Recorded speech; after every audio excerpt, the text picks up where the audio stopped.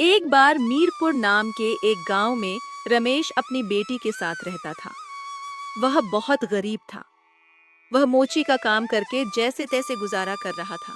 एक दिन बहुत बारिश हो रही थी। रास्ते में पैर फिसलने के कारण वह गिर गया और उसका एक पैर टूट गया। गिर हराकर, बेटी कहाँ हो तुम? मेरी मदद करो। मीना अपने पिता की आवाज सुनकर भाग कर आती है और उन्हें देखकर रोने लगती है और कहती है, पिताजी, आपको इतनी चोट कैसे लग गई? रमेश रास्ते में हुई सारी बात बताता है। उसे सुनकर मीना सोचती है, अब घर कैसे चलेगा? घर में बहुत थोड़ा सा ही सामान है और इतनी बारिश हो रही है, कोई काम ढूंढने भी नहीं जा सकती। रमेश के घर से थोड़ी दूरी पर गांव के मुखिया रामलाल का घर था। वह बहुत अमीर आदमी था। उसका एक बेटा भी था जिसका नाम गोपाल था। गोपाल बहुत घमंडी लड़का था। कुछ दिन पहले ही मीना ने अपने पिताजी को रामलाल से बात करते सुना था कि उन्हें किसी काम करने वाली की जरूरत है। मीना रामलाल के यहाँ जाके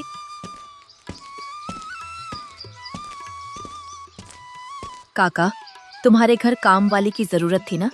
हाँ थी तो, पर तुम क्यों पूछ रही हो? काका, मुझे यह काम की बहुत जरूरत है। मेरे पिताजी का एक पैर टूट गया है और अब वह काम पर भी नहीं जा सकते हैं। मुझे वह काम वाली का काम दे दो। जितना पैसा आपको ठीक लगे उतना दे देना। रामलाल इस मौके का फायदा उठाना चाहता था और सोचता है, अरे यह तो अच्छा मौका है, कम पैसों में काम वाली मिल गई। अच्छा ठीक है, कल से आ जाना।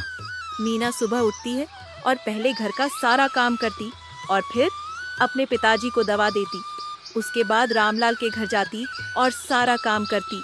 काका, सारा काम हो गया, अब मैं घर जाऊं।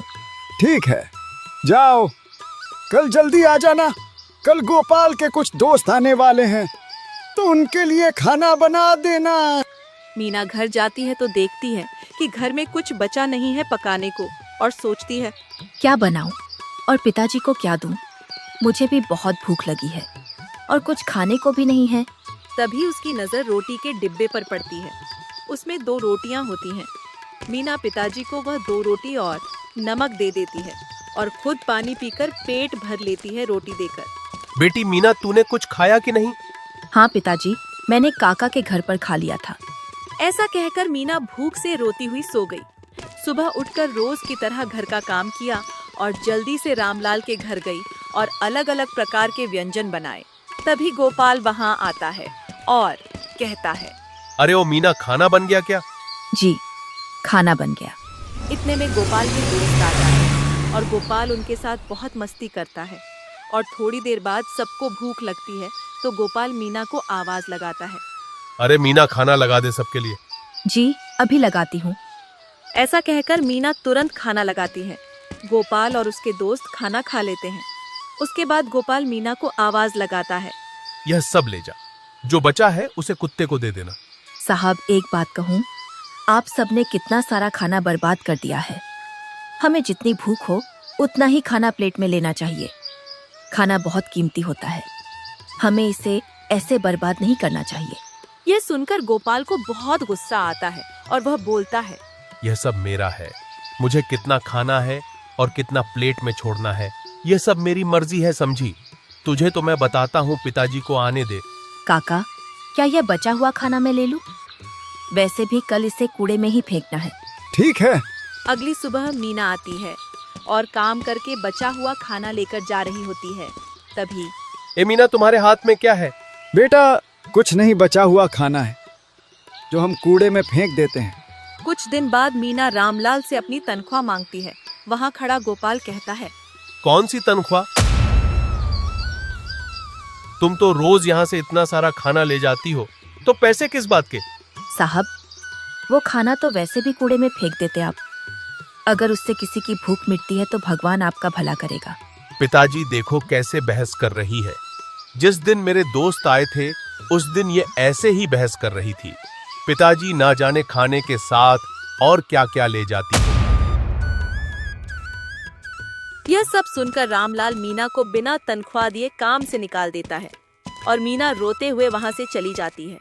बड़ी आई थी मुझे समझाने, अब पता चलेगा जब भूखे सोना पड़ेगा।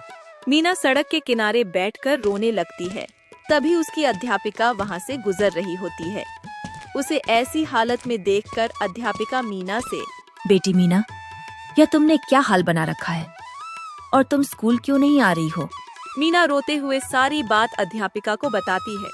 मीना पढ़ने में बहुत अच्छी थी, इसीलिए अध्यापिका उसे कहती हैं, तुम मेरे साथ स्कूल चलो, तुम मेरे घर में काम कर लेना और मैं तुम्हारा एडमिशन सरकारी स्कूल में करवा देती हूँ। वहाँ तुम मुफ्त में शिक्षा ले सकती हो। यह सुनकर मीना बहुत खुश होती है, क्योंकि अब वह अपनी शिक्षा के साथ साथ अपनी भूख को भी काम करके शांत कर सकती है। इधर रामलाल अपने काम में बेईमानी करते हुए पकड़ा जाता है। उसे पुलिस पकड़कर ले जाती है। पुलिस उसकी सारी जमीन और घर अपने कब्जे में कर लेती है। अब गोपाल बिल्कुल अकेला हो जाता है। उसके पास कुछ खाने को नहीं होता। उसे बहुत भूख लगी होती है। वह पड़ोसी के पास जाकर, मुझे बहुत भूख लगी है, अगर कुछ खाने को है तो दे दो। कोई उसे खाने को नहीं देता और उसे भगा देते हैं। वहीं से गुजर रही मीना यह सब देखती है और गोपाल को अपने साथ ले जाती है और उसके घर जो रूखा सूखा होता है वह गोपाल को खाने को देती है। भूखा गोपाल जल्दी जल्दी सब खा लेता है। मैंने तुम्हारे साथ इतना गलत किया, फिर भी तुम मुझे अपने साथ अपने घर लाई और खाना भी खिलाया। मुझे माफ कर दो मीना। मैंने तुम्हें माफ किया। मैंने तुम्हें खाना इसलिए खिलाया क्योंकि मैं जानती हूँ कि भूख क्या होती है। अमीर हो या गरीब, सबकी भूख एक जैसी ही होती है। यह सुनकर गोपाल दोबारा माफी मांगता है और उस दिन के बाद से गोपाल मीना को अपनी बहन बना लेता है और वह खुशी खुशी रहने लगते।